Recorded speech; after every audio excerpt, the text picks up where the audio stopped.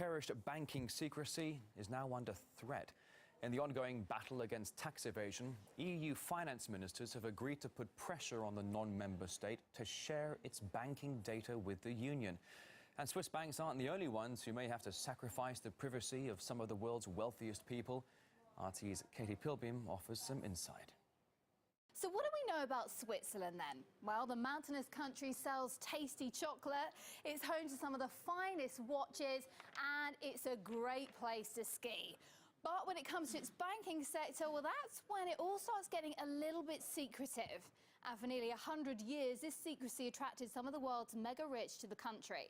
Now, to qualify for the flat rate tax deal on offer, the rich are not actually allowed to work in the country, but must have a net wealth of at least $2 million. Now, this system has attracted more than 5,000 affluent expatriates to this nation of only 8 million people, including Tina Turner, Phil Collins and Shania Twain. Now, wealthy foreigners collectively give $700 million in federal and local taxes, millions that could be going into their homeland treasuries. But this cosy arrangement may soon be a thing of the past as the EU clamps down on such juicy tax incentives. The EU is also piling pressure on EU members Luxembourg and Austria, as well as San Marino, Andorra and Monaco, which are actually not members of the Union. Now, Luxembourg recently changed its tune just last month, actually, agreeing to lift bank secrecy rules for European Union citizens who have savings there. So what are all these tax haven countries actually expected to do then? Well, quite simply, expose. The EU want to be able to check out bank details of any individual whenever they want without requesting permission first. And considering in Cyprus the banks were worth 7 times as much as the country's GDP, and in Luxembourg, for example, they're worth 22 times more. The situation could be catastrophic then, if you put it in that way. So in a world where banking secrets are no longer kept, these havens may have to find another way to seduce the rich. RT's Katie Pilbeam talking right there. Now, the latest figures suggest the Eurozone is sliding deeper into recession. But while the hunt for tax evaders has done little to save the economy so far, it has unearthed several scandals involving top politicians and businessmen. And there could be many more to come if indeed the veil of financial secrecy is lifted. This report to RT's Tessa Arcilia.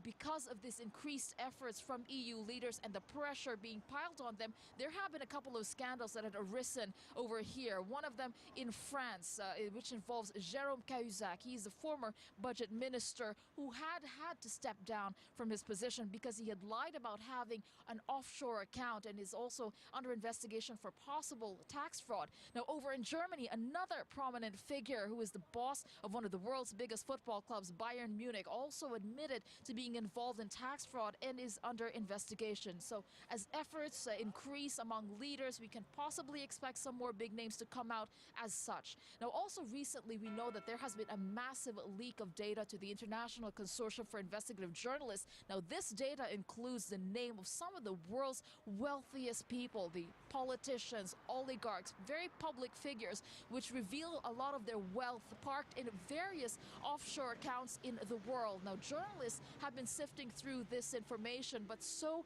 have governments, including the British and the American governments, leading to some sort of a global effort, which is precisely what the EU wants to lead to. They really want to make this global exchange of relevant banking data, as they say. So as we have seen them really impose strongly on Cyprus, we can expect some political pressure to be piled on the likes of Switzerland and Liechtenstein as they start these talks and as leaders try to find ways to bring back some of that money to deal with the crisis that they're in.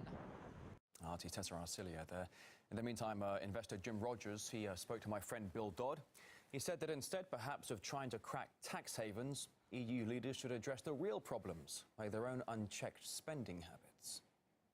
It's a shame that the politicians don't say, gosh, we made mistakes. Why don't we solve the problems ourselves? But what they're doing is they're trying to grab more money from their own citizens. Some of them may not be innocent citizens. I certainly agree, and they should be paying their taxes. But there's a heightened awareness now because all of these countries have huge deficits. But instead of cutting their spending and cutting the deficits, what they're now doing is spending all this money trying to order other people around to help them collect more money. Can I ask you about tax evasion, though? Is it really the cause of Europe's financial problems? No, that's not the problem with Europe. Europe's got a gigantic spending problem. Do you think all of these countries are going down the tubes because of tax evasion? No, they're going down the tubes because politicians keep spending money they don't have, keep making promises to spend money to people that need money or that ask for money. No, it's massive deficit spending. That's where they should be addressing things. That's the real problem in Europe, and that's what they should be trying to do something about.